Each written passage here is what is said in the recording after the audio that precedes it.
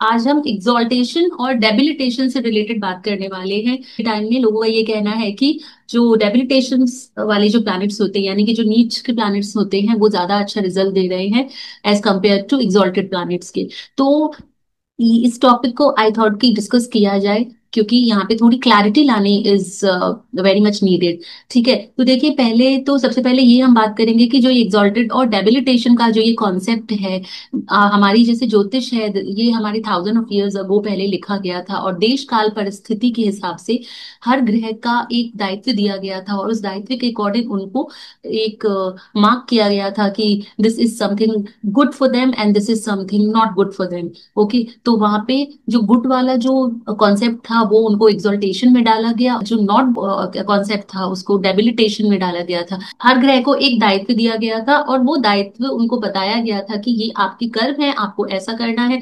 और जब हमारा ये सोलर सिस्टम क्रिएट हुआ था, जब हमारे सौर मंडल में 9 ग्रहों को स्थान दिया गया था और मनुष्य जीवन में इनका रोल बताया गया था, तो उसके उनके अकॉर्डिंग मनुष्य जीवन में हमेशा एक मोरली और एथिकली करेक्ट हम लोग लाइफ जिए, उसके लिए वो सारी चीजों को निर्धारित किया गया था। तो इसके अकॉर्डिंग ही हर ग्रह का एक सबसे फाइनर उनका जो क्वालिटीज थी उसको वो उच्च में रखा गया था, और जिसमें वो लीस्ट इंटरेस्टेड होते थे, जो उनके लिए बिल्कुल भी उनके अकॉर्डिंग कि ऐसी पोजीशन में ये कार्य नहीं करने चाहिए, तो उस श्रेणी में वो डेबिलिटेशन वाले प्लैनेट्स को रखा गया था। तो अब क्या है वो हम समझते हैं। तो जैसे अगर हम सन की बात करेंगे, तो सूर्य को एरीज में एग्जॉल्टेड बताया गया है। ये उनका उच्च कर्म बताया गया है कि एक राजा को अपने डिसीजन स्वयं लेने चाहिए और उनको किसी पे डिपेंड नहीं होना चाहिए। कि हालांकि जो लीब्रा साइन है वहां पे उनको डेबिलिटेशन मिला है, तो उनको वहां पे राजा वही है जो किसी के सामने झुके नहीं। तो इस स्टेटमेंट को ध्यान में रखते हुए सूर्य को एरीज साइन में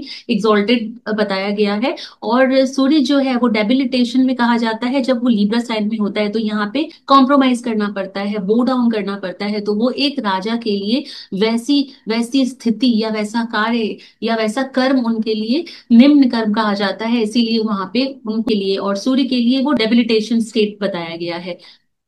तो सबसे पहले तो आप इन दोनों चीजों को क्लियर करें कि सूर्य एग्जॉल्टेड में एरीज का क्यों हो रहा है, क्योंकि वहां पे आप किसी के सामने झुकते नहीं है, जो कि एक राजा के लिए सबसे ज्यादा इंपॉर्टेंट है कि एक किंग है जो किसी के सामने झुकता नहीं है।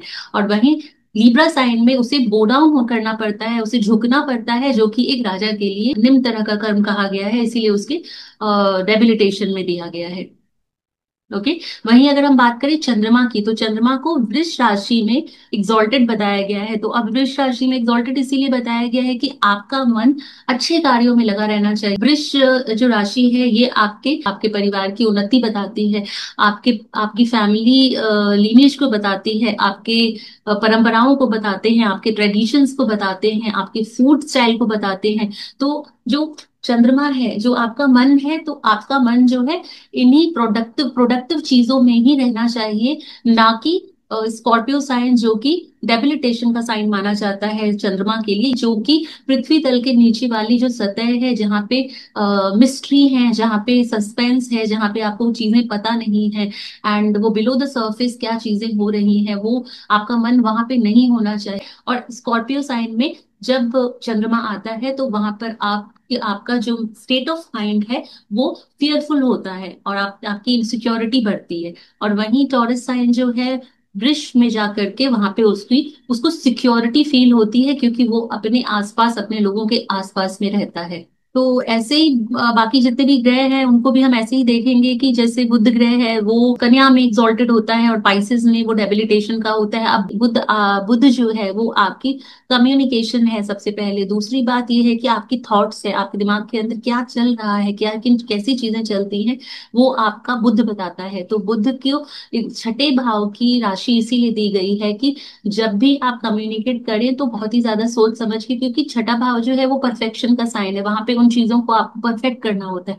तो बुद्ध कम्युनिकेशन को आपको हमेशा परफेक्टली बात करनी चाहिए, कोई भी चीज ऐसे ही आपको नहीं बोलनी चाहिए किसी को, जो कि पाइसेस साइन में देखी जाती है। तो पाइसेस साइन में जब बुध रहता है तो ऐसे लोग बिना सोचे समझे बहुत सारी चीजें ऐसी बोल देते हैं, जिससे वो उनका वाणी दोष लग जाता है, और उनको स्पीच की वजह से, उनको उनके कम्युनिकेशन की वजह से लाइफ में बहुत सारी प्रॉब्लम्स आती हैं। और वर्गों में वो इसीलिए एग्जॉल्टेड होता है क्योंकि वहां पे जिसका भी बुद्ध होगा होगा वो बहुत ही सोच समझ के नाप तोल के ऐसी चीजों को बोलेगा जो कि जरूरी है, जिस वक्त जरूरी है उसी वक्त बोला जाए। अब हम बात करेंगे जुपिटर की। तो जुपिटर जो है वो कर्क राशि में एग्जॉल्टेड होता है और डेबिलिटेशन होता है मकर राशि में। तो यहाँ पे सिंपल एक ही चीज है कि कर्क राशि जो होती है वहां पे आप अपना प्यार जो है, अपना स्नेह दूसरों को देते हैं, और आप आपके अंदर एक माँ जैसी एक मदरहुड होता है आपके अंदर। तो आप भेदभाव नहीं करते हैं, आप सब लोगों पे अपना वो प्यार लुटाते हैं और आप मिलजुल करके रहते हैं, जैसे एक माँ सारे लोगों का ध्यान रखती है। तो जुपिटर अगर कर्क राशि में जाता है तो ये जुपिटर जो है वो खुद नेतृत्व के स्वयं उनके बारे में बताता है। तो मनुष्य जीवन है, मनुष्य जीवन को साकार ही तभी समझा जाता है जब आप किसी के लिए कुछ करते हैं। तो अगर जुपिटर कर्क राशि में आता है तो वो उनके अंदर मदरहुड जैसी इमोशंस होती हैं, फीलिंग्स होती हैं। वहीं जुपिटर जो है वो मकर राशि में डेबिलिटेटेड होता है। तो यहाँ पे ये मतलब है कि मकर राशि एक सिस्टमैटिक राशि है, जो पहले सबसे ज्यादा उसके उसके सर्वाइवल की जो चीजें हैं वो 10th आपके मकर राशि में होती है। तो अगर जुपिटर वहां जाता है तो आप ऐसे लोगों को देखेंगे कि जिनको सिर्फ अपने काम से मतलब होता है, दूसरों किसी तरह का कोई इमोशंस कनेक्शंस नहीं होते हैं, वो बस अपने लिए जीते हैं, अपने लिए ही सब कुछ करते हैं और वो किसी के लिए कुछ भी करना पसंद नहीं करते हैं। तो ये जो एक जीव के लिए, उसके लिए इस तरह की भावना और इस तरह का माइंडसेट को हमारे देश काल परिस्थिति के हिसाब से हमारे जो पूर्वज थे, जो हमारे उनके अकॉर्डिंग एक इंसान के लिए ये कर्म सबसे नीच कर्म है कि वो खुद के लिए जिए। क्योंकि खुद के लिए तो सिर्फ जानवर ही, जो एनिमल्स होते हैं, वो सिर्फ अपने लिए जीते हैं, वो दूसरों के लिए कुछ नहीं कर पाते हैं। तो जुपिटर का एग्जॉल्टेड में यही समझ में आता है कि एग्जॉल्टेड इसलिए होता है कि वहां पे आपके अंदर आप इमोशनल होते हैं, आपके अंदर मदरहुड जैसी क्वालिटीज होती हैं। और वहीं कैप्रिकॉन साइन जो है वो फुल्ली कैप प्रोफेशनलिज्म साइन है, और वहां पे आपको प्रैक्टिकल माइंडेड बताया गया है। तो एक इंसान का प्रैक्टिकल रहना अगर होती है, उसके बाद वो ऐसा कुछ कर ही नहीं पाते हैं कि वो दूसरों के काम आए। मंगल जो है वो एग्जॉल्टेड होता है मकर राशि में और डेबिलिटेशन में जाता है जब वो कर्क राशि में होता है। तो यहाँ पे बिल्कुल उल्टा, गुरु से अपोजिट इनको ये भाव दिए गए हैं। तो मंगल जो है वो एक क्रूर ग्रह है। तो मंगल के अंदर बहुत ही ज्यादा एक एग्रेशन और फियर्स एनर्जी है।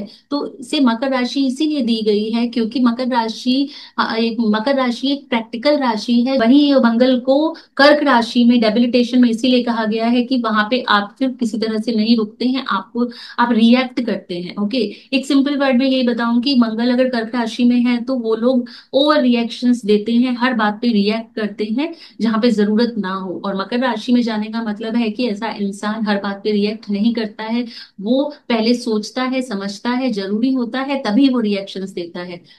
तो एक खास वजह ये है मंगल की।